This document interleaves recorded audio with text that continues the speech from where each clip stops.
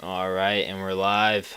So tonight is going to be a great lesson on divergence. Stay tuned. I'm going to try to prevent myself from rambling here, but we are going to teach you divergence tonight, how you can use it to give you a trading edge. As traders, we know we're going to fail the market. We're not going to outperform the market unless we give ourselves an edge, right? All the poor traders out there, all the traders who can't make a living trading, can't do so because they don't have an edge in their trading. So tonight we're going to teach you how to give yourself an edge. 90% of retail traders fail. You're not going to be one of them as long as you listen to some of the things that go into a strategy in order to give you an edge. So stay tuned, stay with me. I do advise you to put this on, 1.5 times speed to 2 times speed. Definitely don't waste your time watching this at normal speed unless you aren't too caught up with technical analysis to begin with. So, what is divergence? What is it? So we know as traders, we're trying to take advantage of momentum, right? We are not long-term traders. We're not like your father where we just buy and hold something for 30 years. We oftentimes buy something and sell something within the same year, preferably. In my, the way I try to buy and sell something within the next 2 weeks. Then there's other traders that day trade where they try to buy and sell something the exact same day. All right, so we're trying to take advantage of momentum, right? How do we do that? We need to take advantage of the strength and direction of a trend. Simple enough. We need to take advantage of momentum. Divergence occurs when momentum does not agree, when the momentum is slowing, I should say. Divergence occurs when the momentum is slowing, but the price action does not. So let's pull out our handy-dandy sketch pad here, and that's Windows W for those of you who don't know how I did that. This is an example of normal price action, right? Our price action is going higher. Our indicator confirms that the price action is going higher. There is no divergence in this example. Here, however, this is divergence. Why is this divergence? Price action is going higher, but the indicator is actually going lower. Do we see that? That the arrow is to talk about this line right here. We're going higher in this sense. We're going lower in this sense. That, by definition, is divergence. Let's show you guys some more examples of divergence. Here, our price action is making new all-time highs. However, our indicator here is RSI, Relative Strength Index, and we know RSI is a momentum indicator. This momentum indicator is not making new highs. It is not agreeing with the price action, and because it is not agreeing with the price action, I would define this as divergence. So if I was going to take a trade based off this divergence, I would get in somewhere around here, and I get a nice, quick, over 100 points from 800 all the way down to maybe 650, and that's a lot of money. If I short this, that's a lot of money, right? So let's talk about tonight how we can use divergence to give us a trading edge. So there are 6 types of divergence, and you can go ahead and pause this video if you'd like. Go ahead and study this. You can also Google divergence on Google, and this will easily come up very quickly. Now, I don't want you to get too hung up on the names of the types of divergence here. It's similar to how people call, chart patterns such as the wedge or the asymmetrical triangle. They give them all these fancy little names, or candlestick patterns, they give them all these fancy names. The names do not matter. What matters is that you understand the logic behind what is going on, and that you understand and you can spot it on the chart. So here, as long as you can look at this, and again, the names don't matter, as long as you can recognize these on the charts and you can trade them with a system, you will make money. Again, it's all about putting an edge to our trading. So if I tell you that if you see this on a chart, and if I tell you that if you trade something like this, you have a heightened edge to make money, great. Go ahead, trade it, because if you believe what I'm telling you, you do have a higher chance of making money. So why does this stuff work? Let's think about it. We're trying to trade momentum. We're trying to trade momentum. That's how we're going to make money. When momentum is slowing, we should pay close attention. When the momentum of Facebook is slowing, I want to pay very close attention to Facebook. Why? Because when momentum is slowing, potentially we are coming to a turning point. If we're coming to a turning point, that is a high probability area for me to make more money or to take gains off the table. Now, when I have momentum that is slowing, I want to pay close attention, but that does not mean we are going to see a reversal. Right? Does not mean we're going to see a reversal. However, a slowing trend is something that you should pay attention to. Slowing momentum is of consideration. So, let's go ahead, let's get on with it. I don't want to waste your time. Last point before we continue. Divergence, as you see on this image here, shows us what? Divergence shows us that something is changing. Momentum is shifting is what this shows us, right? Price action and the indicator do not agree anymore. That shows us that momentum is shifting. If momentum is shifting, we should pay special attention to it. It does not mean it will reverse, as I just said, but I should watch it. I should keep it on a watch list and I should watch it closely. I'm going to look for further confirmation that we are, in fact, turning. Look for confirmation how you would like, but it's not that hard to find confirmation that momentum is turning, that price action is turning. Watch this and watch it closely. Your odds are boosted trading divergence at support and resistance. Keep that in mind. If you trade divergence at support and resistance, your odds of making a successful trade are even higher, right? Even higher. We're going to see some examples like that today. So divergence can happen. Divergence, when it occurs, one of two things can happen. Either a stock will trade sideways, or a stock will break out and it will reverse. So we know it can either go sideways or it can reverse after we see divergence. Let's go ahead. Let's see some great examples here. I do want to, before we continue, show you a nice example of where we see divergence and it just trades sideways. Here we're looking at divergence that occurs with the price action right here, and the MACD being our indicator right here. We see MACD going lower, lower, lower, lower. We see divergence here to here, right?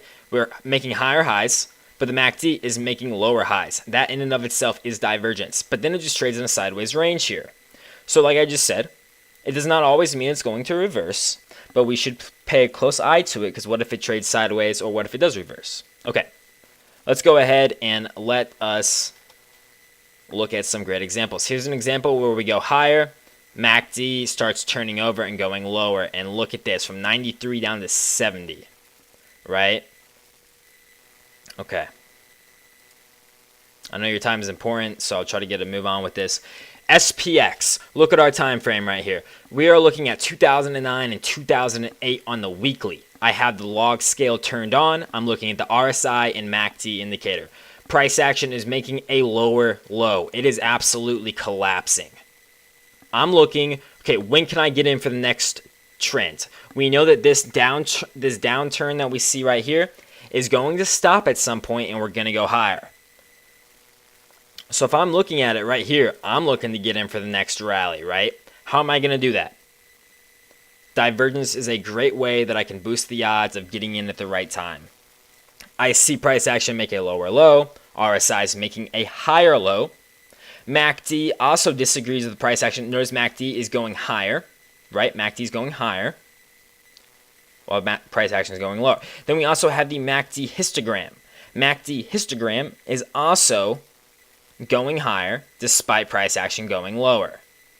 I hope everybody understands this example. If not, go ahead and post a comment in the description. We have many more examples to go through. One thing I want to add.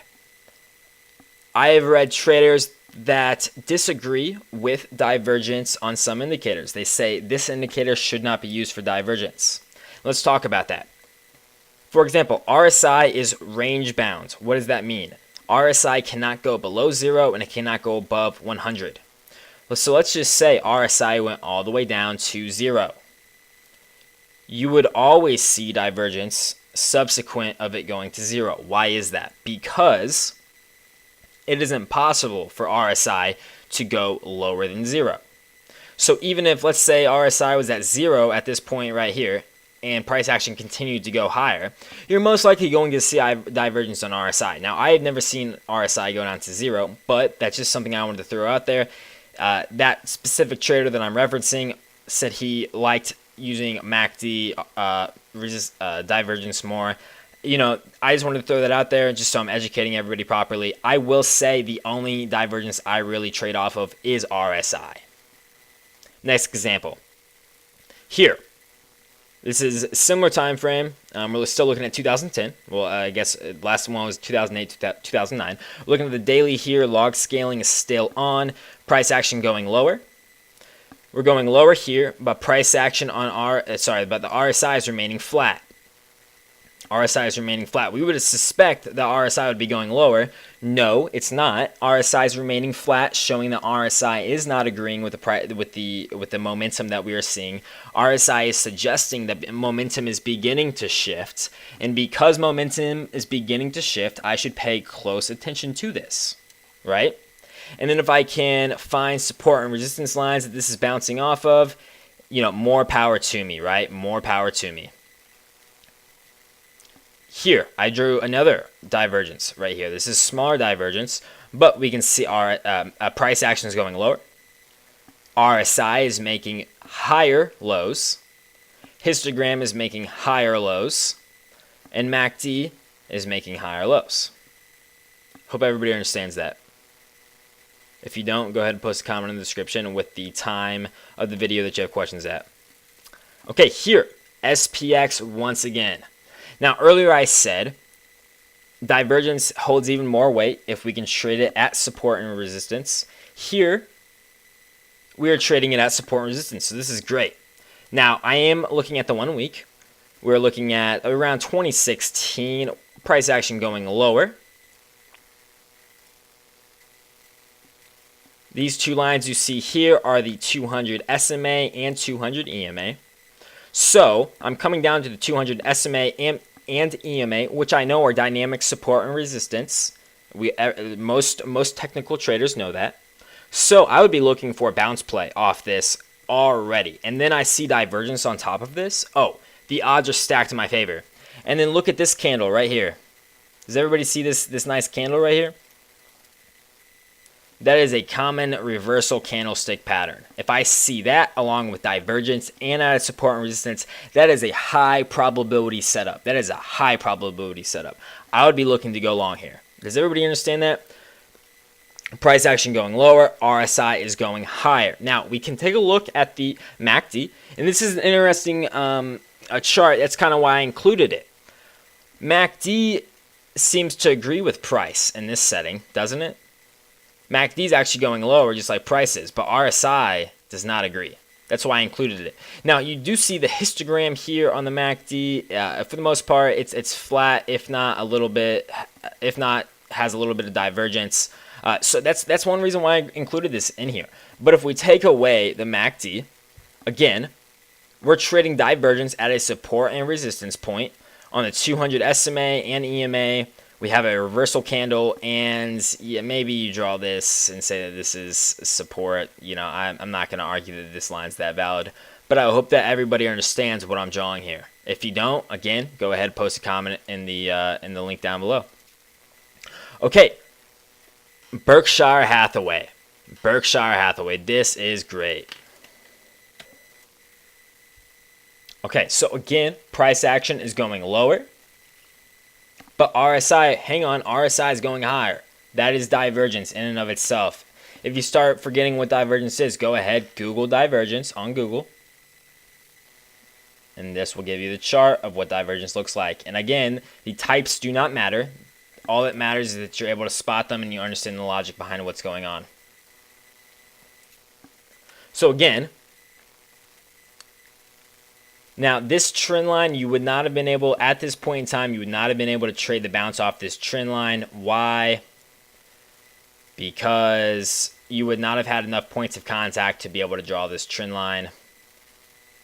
Yeah. So you could not say that you're trading this bounce right here, but you could say, hey, we're pretty close to this support and resistance right here. So be it. However, we do have a nice, very nice reversal candle right here, this doji reversal candle. So maybe I go long after I see this. Probably not, though. But after I saw a nice bullish candle like this, the likelihood of me going long is pretty high, right? Pretty high. Okay, what about over here? What about over here? I'm a momentum trader. I'm trying to take advantage of, any swing that I can get. Over here, I see price action is making a higher high, just barely. But wait a minute, RSI is making a lower high. That is divergence. Maybe I sell here, bing a bada boom. I short this, maybe. Maybe I'm long here and I take my gains right here, then I short it.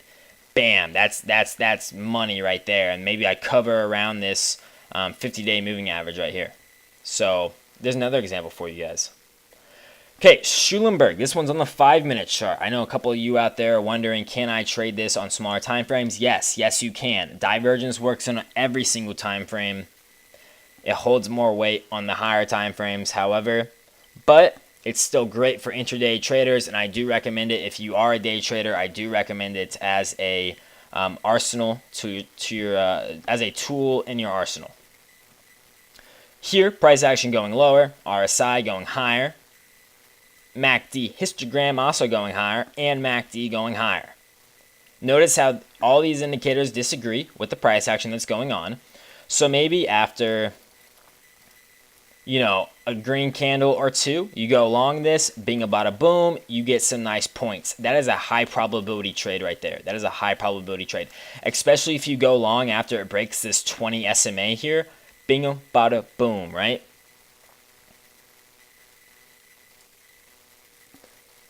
Okay, JD.com. This has been a real winner. Let me clear some of these lines. Okay, JD.com, this is actually a trade that I took, and I think it was a very high probability trade. I made some good money off of this one. I made over 12% in less than 10 trading days. 2 weeks, 10 trading days. How did I do it? All right, so we know that the 200 SMA and EMA acts as support and resistance, dynamic support and resistance. So I see divergence occurs. Price action going lower, but hang on, RSI going higher. MACD histogram going higher. MACD also going higher. They disagree with the price action that we're seeing. And then I see this nice reversal candle right here, right at the 200 EMA and SMA. I go long, knowing that I'm being a tad bit speculative, but I know the odds are in my favor. Why? Because I'm trading this at a support and resistance. And I'm trading it with divergence, and we go higher. And hang on, wait a minute. I also see that we just filled this gap right here. We know that gaps tend to fill. Hang on, I just went long here because we just filled this gap. I know gaps tend to fill. We're at support. I see divergence. We just filled the gap, so I'm going long. The odds are in my favor with this trade. I hope that makes sense. Again, if it doesn't, go ahead, post those comments in the description. Now, I marked this over here because I wanted to point this out to you guys. I always say, and this may be a little bit advanced topic for some of you, so this goes over your head, don't worry. I always say that RSI is a measure of strength. RSI above 70 is not something to sell. Traditional wisdom says the RSI above 70 is oversold. I think that's a bunch of boo-hooey. I think over 70 RSI, if anything, is the time you should be buying. For example, let's just look at this. We're going to spend a minute on this.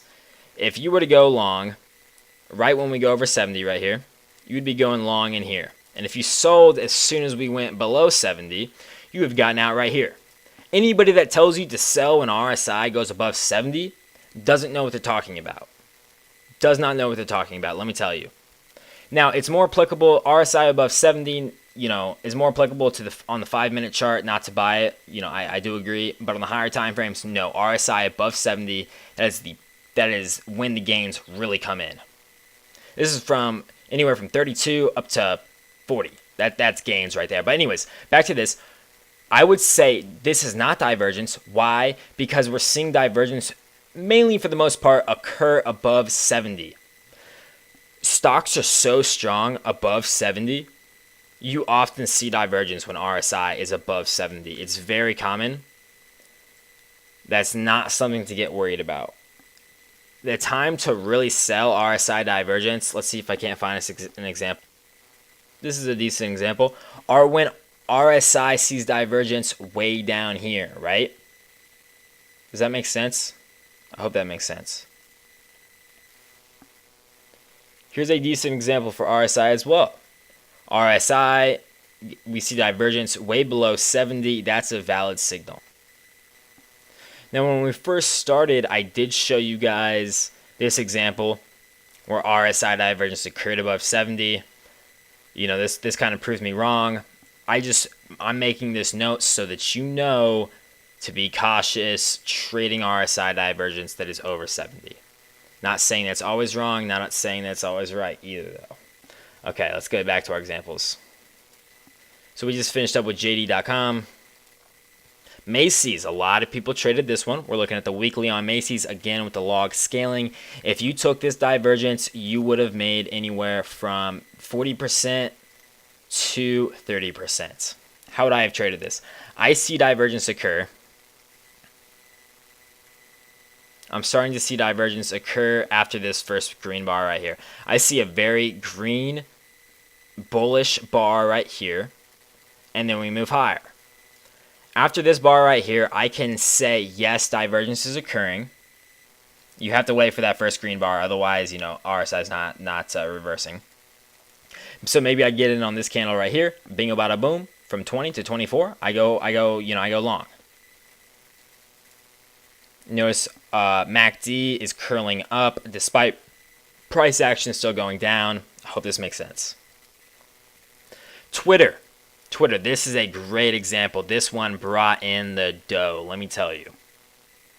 We have a log channel here. Log channel. You can't draw this unless you got a log channel. We're trading in this nice channel right here. And I said that divergence means more at support and resistance areas. I'm at support. I see divergence, right? Going lower, going higher, going higher. I get long somewhere around here once this divergence is confirmed. And let's see, how much money does that net me? Even if I go long here. That is over 50. That's 58% right there. Man, is that money, right? That's a great trade. Delta Airlines. Two divergences occurring here. We are looking at the 3-day chart. Again, logarithmic scale. MACD going lower.